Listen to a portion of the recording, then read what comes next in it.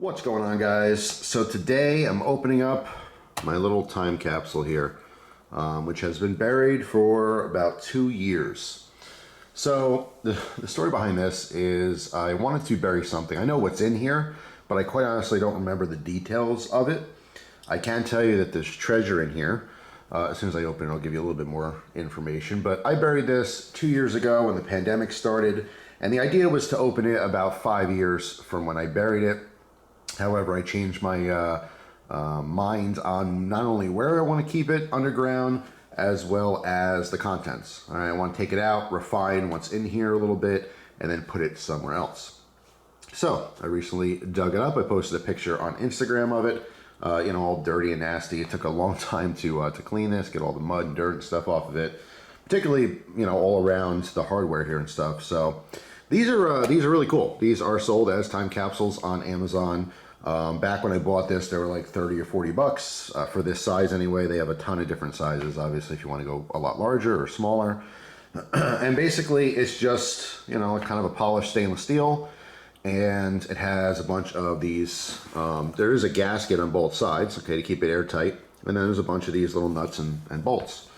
All right, so what I did was I just loosened this side, all right, so I can hand undo this, so it's not gonna take forever in the video. I actually just got this set of different drivers from Harbor Freight. Now, the reason I got this is because I've always, you see a ton of like metric and standard, hex drivers all the time, but I usually don't see any kind of Torx drivers, which they call Starhead or whatever. So I got this just kind of blindly. This is only $6, so $2 a piece is not too bad. You can always have extra of these, they come in handy. But I got this really just for knife stuff for the most part. And I didn't, wasn't smart enough to look at the package and see the sizes. So this is T9, T10, 15, 20, 25, 27, 30, and 40, which might be great for working on your car and stuff. However, for knives, T10 is about the only one I'll probably end up using. All right, so if you're not familiar, for different knife stuff, at least for knife pivots, size 8 or T8 is probably the most common, but also size T10. Now, as far as body screws and pocket clip screws, it's usually like a 5 or 6. So if you only have to get 2, Torx drivers, 2 nice ones, the most common sizes are probably a 6 and an 8, but also a 5 and a 10 are nice backup. So if you had to get 4 of them, I would get those 4. But you're also best off just getting a really nice set of all the small sizes, because you never know what you're gonna run into. So anyway, so I had this thing buried for 2 years, and now we're gonna open it up. All right, so again, I'm gonna do this by hand. Actually, I'll probably edit this out as well. All right, but I just wanna show you this. So there's, a little nut here. It does have like some finger grooves on the side, but it has a hex head. All right, and then the little bolt, of course, it's on the side. So I'm gonna take all these off and put them back together so I don't lose them, and I'll be right back. All right, so we're on the last one here.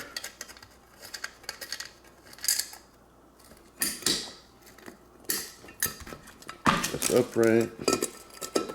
Okay, so we'll put these little nuts and bolts together so I don't lose them all. Put those off to the side, that stuff off to the side, and here we go. So you can see there is a gasket, again, which is very nice, so that this stays completely airtight in there. All right, and also I have to say, because this is polished up pretty good, I mean, the inside obviously didn't get exposed to anything, but as far as the outside goes, it's not rusted, which is very nice. I was almost half expecting it to be kind of rusty and crusty, but it is not. All right, so here it is. Something in the bag. Take a look in there. Yeah, that is nice and clean. I'm happy with that, because this is going to get all mixed up a little bit, and I shouldn't say most, some of this might go back into here, as well as some other stuff, and it's going to go somewhere else, and it's going to get reburied. So, what is in here?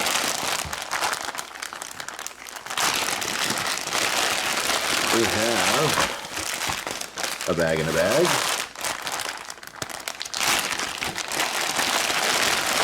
Another bag in a bag. Want to make sure no air got to these. All right. And then just a bunch of some of you might have guessed it, silver. So this is actual buried treasure because it is real money. If you haven't caught on yet, silver and gold is real money.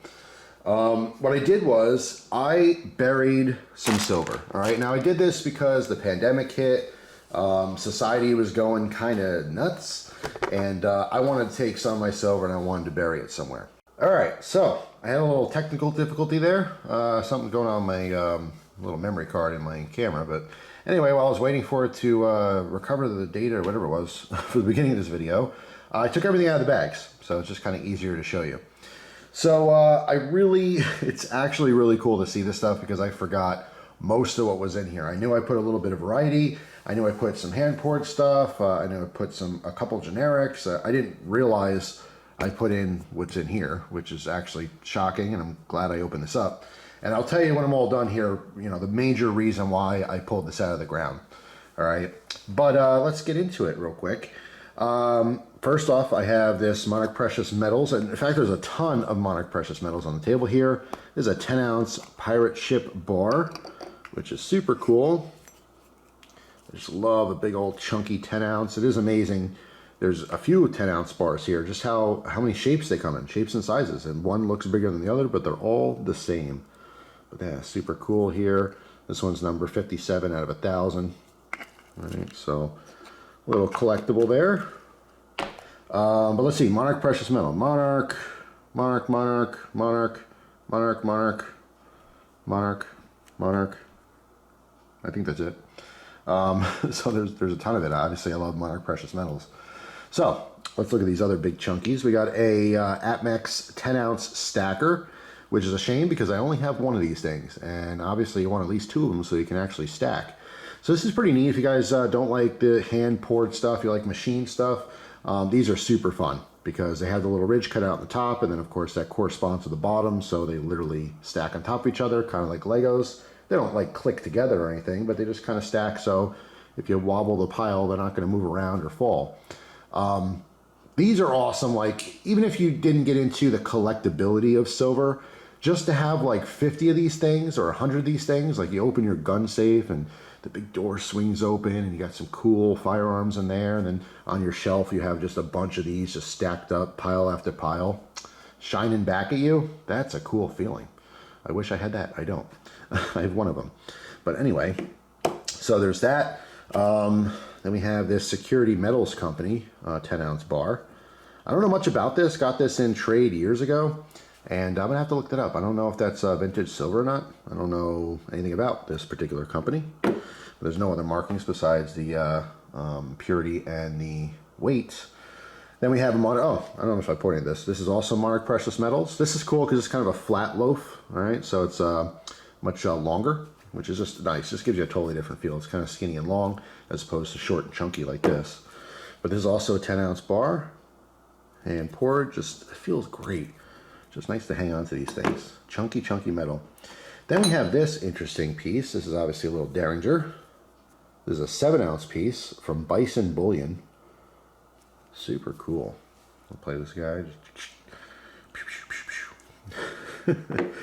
Hope you enjoyed my realistic sound effects here. Giving it my all. All right, so then we have this Sheriff's Badge. Oh, this is also Monarch. It's a 5-ounce piece, number 1102. I don't know how many of these were made. Just kind of cool, something a little different. You got the gun and the Sheriff's Badge, so you're ready for business there. Then we have a 5-ounce Viking bar. They had a couple of these different Viking characters. I want to say there's at least 3 or 4 of them that I remember. But this is also Monarch Precious Metals. You can see the little crown logo there, MPM. Super cool. We have another 5-ounce piece here. This, I don't know who made this offhand. Some people might know, but this is Don't Tread on Me on the left there, which obviously I'm a huge fan of. Do Not Step on Snick.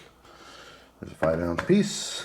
We have 2 of these tombstones from Monarch Precious Metals. These are cool. Came out around Halloween a couple years back. All right, these are also numbered 211 and 302. We have the basically tombstone shape, 2-ounce, and then we have the little zombie hand. Now I do have 3 of these. One of them, Christina has. Christina does have her own little silver collection. And I promise you it's little, because you're going to be like, oh, I want to see her collection. She has like a handful of pieces. She has a cool, I think she has a piece dollar and like a Morgan and one of these and maybe a couple random pieces as well. But, you know, she stacks too. She likes everything I like, but just, you know, in moderation, little here, little there. She doesn't talk about it. She probably gets annoyed how much I talk about it. I'm constantly talking about it. So, yeah, maybe that's a little off-putting, but yeah, it's cool that she has her own couple little pieces. Next up, we have, these are all, well, actually, this one's machined and the rest are poured. This is actually a vintage piece as well. This is a mark. All right, so there's a logo on the back. And then this is actually dated. This is supposed to serve as the assay. All right, 1 ounce, 31.1 pure grams of silver. All right, and on the bottom you see 1981. How about that? 1981, very cool. It's older than I am. I was born in 84. Then we have a little beaver bullion. Very cool little piece. Like that stamp. Then we have monarch, 1 ounce. I do have more of these. I like the monarch incremental things too for their bars. And then we have redwood poured. Pretty neat. I like that. 1 ounce. Then we have some skulls, also from Monarch. I don't know if you see a theme here, Monarch, Monarch, Monarch. This is a lot of my earlier silver too. I was just obsessed with Monarch precious metals. They're just awesome. These are 3 ounce pieces. All right, just cool, big old chunky skull. 2 of those. Then we have a little basketball from Monarch. This is pretty neat too, because this is actually like 3D. As you can see, it's concave here, convex. All right, this is from 2016. I do like dated silver. I think that's pretty neat. You can see that little logo on the bottom right there. It's just kind of cool. Just gives you an idea about when you got it, or at least when it was made. But yeah, it's just, it has a very 3D look and super fine texturing. Let me zoom in here. So it's actually a grid pattern on that. So you feel texture, just like a little miniature basketball right here. I want to say there was a basketball coin. I forget who made it. It's probably got the queen on it, like a million different things. You see the bottle caps and all these different shapes and stuff, which is pretty neat. I like it, but you know, it's money for countries that no one really lives in, or they're just in the middle of nowhere, you know, so it's just technically money, although it's not really being spent and never will. Then we have the very classic generic American flag bar. These are super popular among preppers. Most preppers, if not all preppers, are patriots and you know, red-blooded Americans. They love the American flag, as do I. And these are just cool pieces to have. You can get these in sheets and stuff. It's just, you know, it's common. I like this one. You know, this is a generic. It's kind of like having a buffalo. It's a generic design. Obviously, a lot of people like the American flag. But the backs could have anything on it. This one happens to have some decoration and a little spot in the middle for engraving. All right, so this would be nice for gift giving. You could put someone's initials on here, their name, happy birthday, bar mitzvah, Christmas, you know, whatever. Happy Father's Day, Mother's Day, Thanksgiving, congratulations on your graduation, whatever. But this is cool when you have little areas like this. You can bring it to a little engraving shop and customize that and give it as a gift. Who knows, you might give it to someone, and you know, child, grandchild, niece, nephew, cousin, neighbor, who knows? But you give it to them and you might just start something. They might look at it and think, what is this? And throw it in a drawer and never care about it ever again, and it gets lost. Or maybe give it to them and they really get into the hobby of silver and start saving their money. And maybe one day they take that chunk of money and they use it to go to college or to buy their first car or who knows what. You know, I know a lot of people give their, you know, family members, especially kids, silver to get them into that mindset early on in life, you know, and then they accumulate a little collection and they cash it in at some point. Again, maybe to buy that car or further education, or maybe, who knows, depending on how much silver they have, maybe they put a down payment on a house or something. It's just kind of cool. It's fun. But you know what? You can't force a hobby on someone. And this is very important too. Just because you like something doesn't mean someone else is going to like something. I experience that a lot. I try to talk sometimes with family and friends about certain things and they just don't care. And that's cool. I get it. But I get those little, I mean, they're nice. They're nice to me. They're not like, hey, listen, I just don't care. But I can just tell. They're just uninterested in what I have to say. And that's A-okay. Just because you're into it doesn't mean everyone else is going to be into it. I have to remind myself that often. But anyway. Then we have a generic bar here. There we go. It was out of focus for a second there. Then we have a generic bar here. A little Native American head. And we have the buffalo on the back. So this is basically the buffalo nickel design. Liberty says on the front. The super, super generic design that's on all kinds of silver. This one happens to have a little maker's mark on the bottom.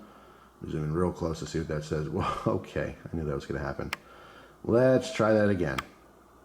We're focused. We're coming in. Stop. All right, RMC. Don't know who they are, but that's who made this bar. All right, so a little generic. And then we have this one. It says United States Silver Corporation, 1 troy ounce. This is definitely a vintage bar. I do remember getting this one. This one is the 200th anniversary Boston Tea Party. So this was made in 1973. Another piece of vintage silver. So 1773, 1973. Definitely an important event in our history. If you're young and you're watching this and you have never heard of the Boston Tea Party, please, for the love of God, Google it and read about it. It's very important. All right. So if you do not learn about history, you are doomed to repeat it. So I think that covers it. Oh no, I didn't show you the stack of what's in here. What do you think it's in here? Now, when I first opened this, when I was waiting for the camera to do its thing and render whatever it was doing, I did take a little peek in here and I was shocked because I thought this was a stack of generics. I thought these were like some buffaloes or something, but they're not. They are, in fact, and I hate these old case tops because they're flat and flush. I gotta get a tiny little nail in there.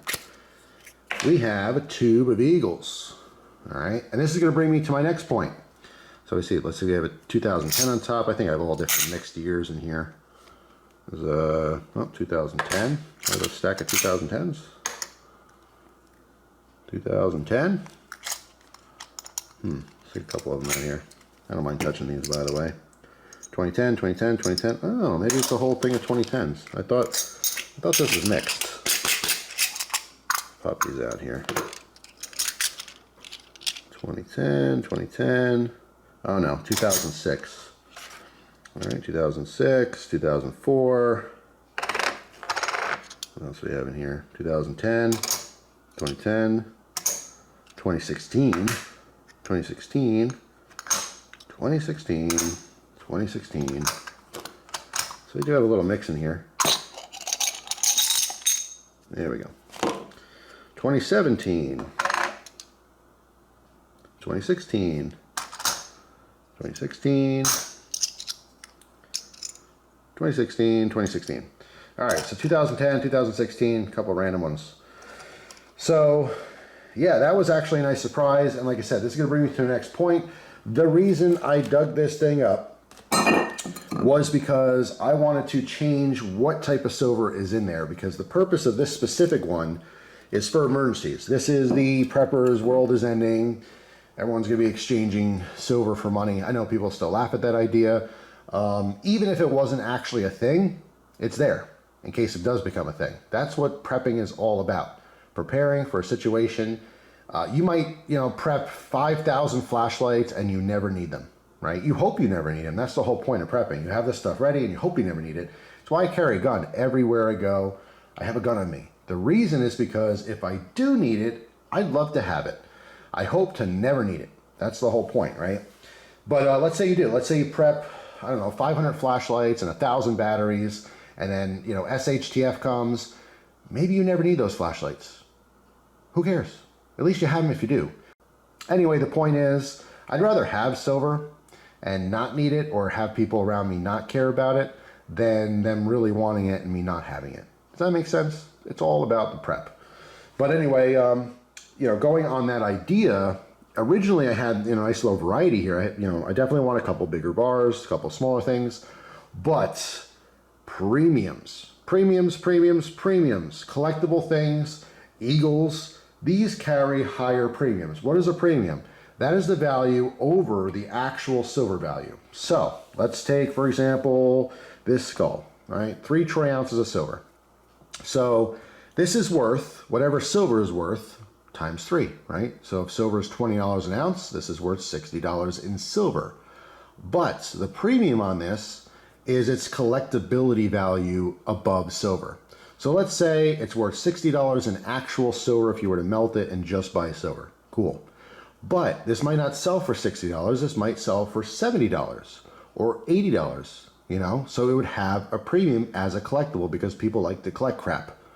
That's just what happens. People love collecting stuff and they want it. They're like, I want the skull.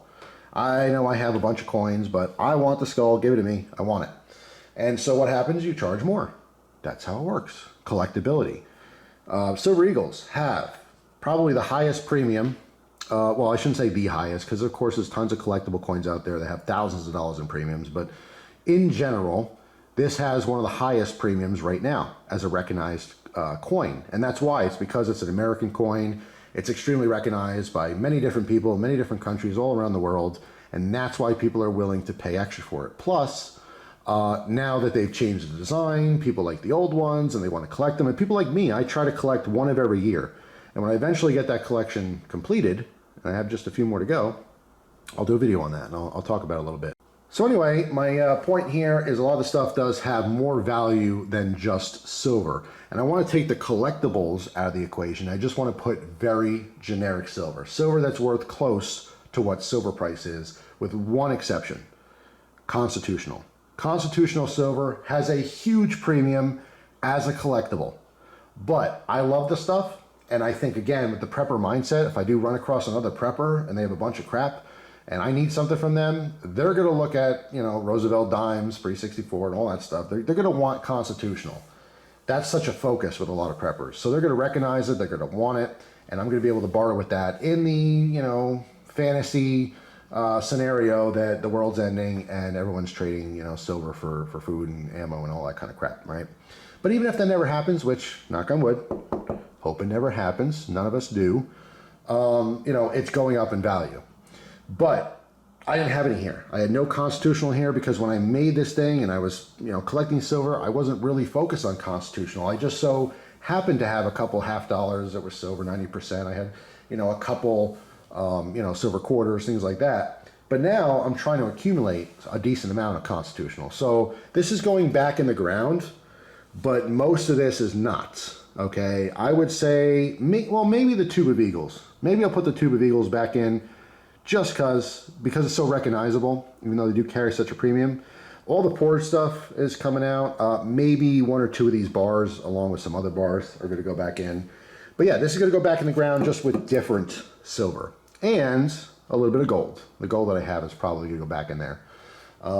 Especially the fractional gold that I have. I like the 1/10 ounces. They are definitely higher in premiums than, you know, buying a quarter or a half or even a full ounce. If you can afford it, I would always recommend getting a full ounce of gold at a time, just because it's going to be the cheapest way to accumulate it. But yeah, that's my plan. It's just I'm taking the collectible stuff out and putting non-collectible stuff in, and then moving its location because I have a better idea of where it should be underground. And that is pretty much it. So that's my plan. Hopefully you guys enjoyed this video. You know, let me know if you bury stuff. Do you bury your treasure like I did? You don't have to tell me where, of course. That's for you to know. I will tell you one funny thing. I remembered exactly where this was, or at least I thought I did, because when I started digging in the ground, I dug about 2 to 3 feet, and I didn't see it. And I'm thinking to myself, like, for literally 30 seconds, I'm just thinking, did someone take this? There's no possible way anyone would go and take it, particularly where it is. It's just impossible. Completely impossible. Even like, I'm kind of a weirdo, so even the idea that someone will go out there with a metal detector, I have nails all in the area that you literally, if you ever bury something that's metal and you want to keep someone from, you know, digging it up with a metal detector, I don't, you know, for the odd chance that they'd be looking for it. This might make your job a little hard too, but take a bunch of nails and just hammer the nail, like push it into the ground as much as you can and give it a good whack. And it's going to push down past the dirt line. And then, you know, after you do this in the area, probably 10, 15 feet around where your thing's buried, you know, just kick the dirt around so you don't actually see any of the nail heads or anything. So if someone comes in with their metal detector, they're going to get beeping and they're going to find a nail, and they're going to get beeping and they're going to find a nail, and they're going to get beeping and they're going to find a nail. And after like 3 or 4 nails, they're going to give up. They're not going to look in that area because it's just a waste of time. They understand there's a bunch of nails from who knows what. So that's just my little, you know, trick, I suppose. But again, there's absolutely no reason in the world for anyone to be metal detecting anywhere near where I keep my stuff buried. It is literally in the middle of the woods, okay? On state land, mind you. So it's not even like someone's property. So it's just one of those things. And Pennsylvania state land can't be built on, at least right now, by law. So it's not like someone's going to bulldoze it and put a house there or anything like that. It's just impossible for now. But if the laws change in the future and they start knocking down all the woods because there's nowhere else for people to live because we're overpopulated, blah, blah, blah, blah, blah, then maybe one day someone will find it. I'm sure, you know, I'll be long dead by then. And I'll probably be gone anyway. But yeah, that's my little trick. So I'll leave you with that. But my question before I started rambling about how to protect your buried stuff a little bit better is I want to know if you guys bury your treasure. And if you do, are you just like-minded? Or did you watch one of my weird videos and hear me do it, and then you think it's a good idea, so now you do it? I'm curious, but I love burying my treasure. I feel like a modern-day pirate, only I don't rape and pillage. That's kind of an important key. And I also have both my eyeballs still. Although I did wear a patch for a while. If you guys remember, when I was cleaning my Glock magazine, the base plate slid off, and the spring shot me right in the eye, cut my cornea, and I had to wear a patch. To this day, I have astigmatism because of that, so when you're taking your mags apart, make sure you put on some goggles or just don't be looking at it directly. Face it away from you. That was a hard lesson learned. But I did wear a pirate patch on my eye for like 2 or 3 weeks. It was probably one of the most painful things that ever happened. Having a cut on your eyeball is very painful, and it's awkward because you can't itch it, scratch. It's super itchy and super painful, and if you rub it through your eyelid, it just makes it worse. And that was horrible pain. So I'm kind of reliving that moment in the moment while I'm thinking about it. I definitely don't miss that. But I bury treasure, and I had an eye patch on at some point. So, you know, make of that what you will. So that's all. Hopefully you guys have a wonderful day. Thanks for watching. Thanks for listening to me, just being goofy. But I'm kind of excited. I'm excited to just have seen some of the stuff. I just totally forgot about it. I knew I had 100 ounces of silver in there. I just did not remember exactly what kind. So it was kind of cool to dig this up. Also, just for reference, about 2 years ago, roughly, when this was buried, silver was at like somewhere between $17 and $18 an ounce. As of the filming of this video, it's a little over $21 an ounce, I believe. And so it obviously is worth more now, 2 years later. However, silver has taken a huge drop. If you don't watch the markets, silver has been as high as 30 bucks while this was underground. Okay, and it settled about $25 for a long time, back and forth. It just recently it's gone down because of a bunch of different things. But it will slowly go back up, and it will always go up until the end of time, because we're going to need a bunch more of it. Not going to get into a whole separate thing because I'm trying to do an outro, but you know, I just like to ramble sometimes and my thoughts just pour out of my mouth. But silver has the best conductivity of any metal on our planet that we know of. So we will always use this in industry, and there's a bunch of different reasons we need it, but particularly now when there's a giant push for a green future and an electric future with electric cars and electric, because people don't like oil and they don't like, you know, ruining our environment and recycling and all that kind of stuff. That agenda has been pushed down our throats completely. And what does that mean for you, the silver stacker? It means the prices are going up because they're going to need more of this. They're going to need so much of it so fast, they're just not going to have it. It's a numbers game. You could look at this, you could research it, but it's just a matter of time before there just won't be enough and the price will go through the roof. Now, of course, you could use other stuff, but this is just the best, literally the best conductivity of any metal. That's why it's in so many different electronics. That's why it's used in industry so often. You know, if we're going to have electric cars, well, guess what? Electric cars have silver in it. You know, you want to have a charging station for electric car? Guess what? That's got a bunch of silver in it. You know, even our military, we go to war, we have missiles that have lots and lots of silver in it because we need computers in those missiles to guide those missiles, and those computers need silver. So when you really look at what silver is used for, it's not just for jewelry, it's not just for little bars that people like me can hold and be happy about and pay a bunch of money for. No, this has a real use in our society, and now more than ever. And as the future progresses, it will be more and more sought after. Now, of course, something could change and maybe they use a different metal that doesn't work as good.